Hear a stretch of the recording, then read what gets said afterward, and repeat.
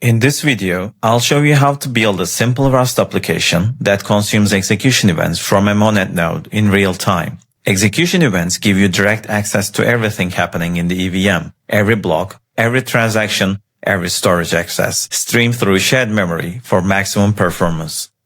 By the end of this video, you'll have a working event consumer printing live blockchain data.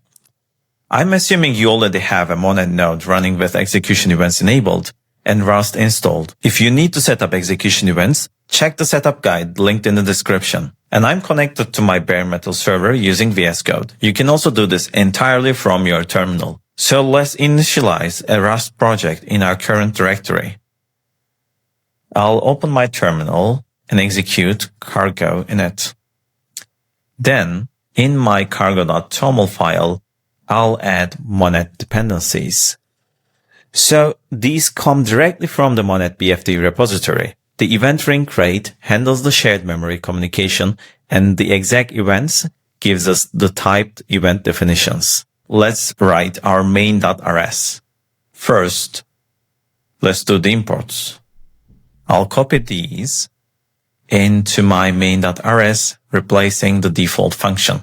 We're bringing in the event ring types for reading from shared memory and the execution event types that represent EVM actions. Now let's write main. First, we open the event ring. Let me make this one smaller. And the event ring lives in a huge TLBFS file system for performance. We resolve the path and open it. This maps the shared memory into our process. Next, we create a reader. Let me paste this here and then adjust the spacing. The reader tracks our position in the ring. Multiple processes can read simultaneously, each with their own position. We call consensus prev to rewind to the start of the current block.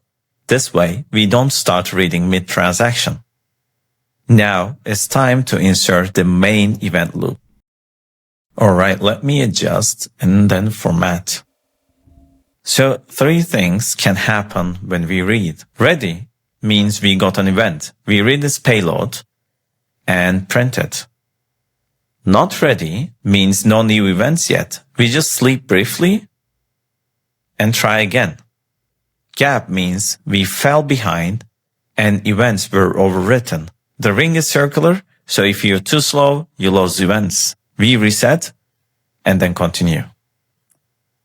Finally, a simple print function to display the events.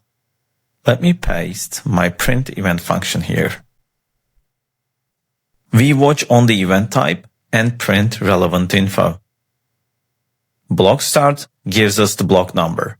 Transaction events include the index and the gas used, and logs show the topic count. We silently ignore other events like internal call frames and storage accesses to keep the output clean.